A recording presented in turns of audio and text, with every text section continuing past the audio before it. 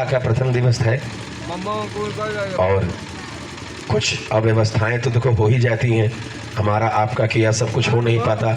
एक साधारण सी सत्यनारायण भगवान की कथा जब सुनने जाते हैं उसमें भी समय रखते हैं पंडित जी क्या कथा शुरू करने का 8 का तो बच जाता है 10। अपने घर में सोचिए क्यों, तो केला का पाती नहीं आया, तो पंजीरी नहीं आया, तो पंडित जी लेट हो गए, तो अभी उनके यहाँ कथा कर रहे हैं, तब कुछ ना कुछ हो जाता है। तो इतना बड़ा यज्ञ है, इसमें बाधाएं आएंगी, ये मान के चलना। क्यों? क्योंकि जब कोई सत्कर्म करने जाओ तो बाधाएं आती हैं। पूछो क्यों?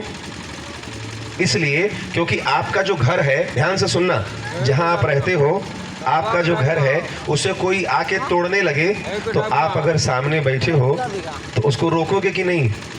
बोलो ना, रोकोगे ना? तो आप कथा सुनकर जन्मों जन्मों से माया और दुख ने जो आपके हृदय में घर बना रखा है उसे तोड़ने जा रहे हो, तो ये माया को पचेगा तो कहीं ना कहीं से बाधा पहुंचाएगी कि ये कथा भजन ना कर पाए। लेकिन जब आप जान गए हो कि ये बाधा होगी तो क्या करना?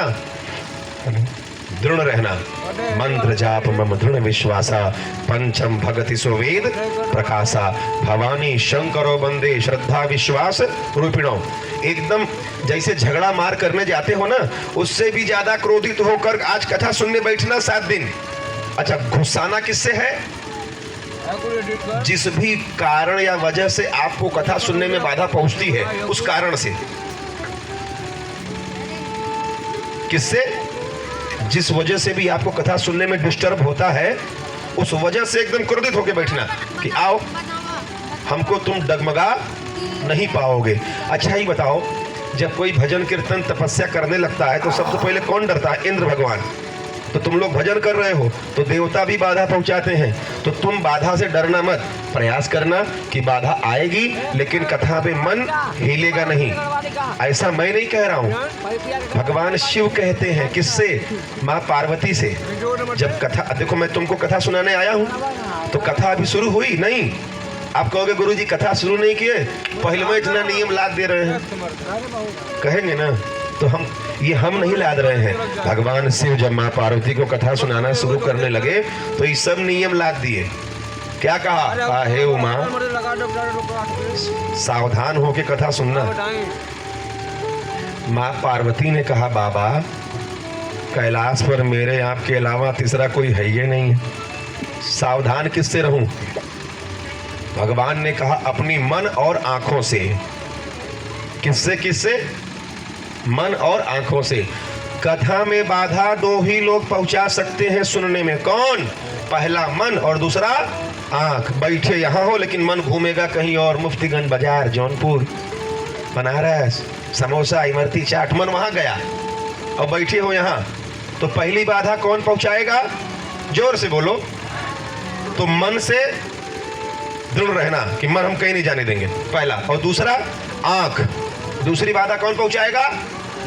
तुम बैठे होगे कथा सुनने, कोई आएगा जाएगा तो लगेगी आंख उसको देखने की कौन आया कौन गया, है ना?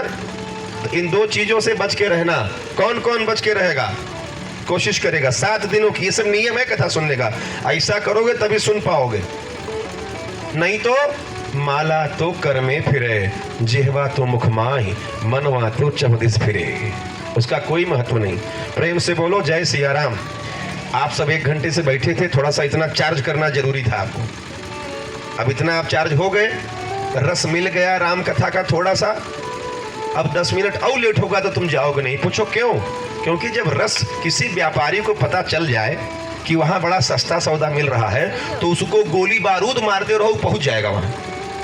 तो जिस व्यक्ति को, जिस भक्त को ये पता चल जाए कि यहाँ मेरे आत्म कल्याण का साधन हो रहा है, उसे कोई रोक नहीं सकता। प्रेम से बोलो जय सिया राम। राम कथा जे सुनत अघाही, रस विशेष जाना तिन्ह नाही। तो अब व्यासपीठ का पूजन 5 मिनट में हमारे आचार्य जी करा देंगे, फिर आरती होगी, फिर हम कथा में प्रवेश करेंगे। दूसरी बात, कथा 7 दिवसीय भगवान की श्रीमद् भागवत जी की है, तो नियमतः अब प्रारंभ होगी। हो सकता है आधा पौना घंटा लेट हो जाए,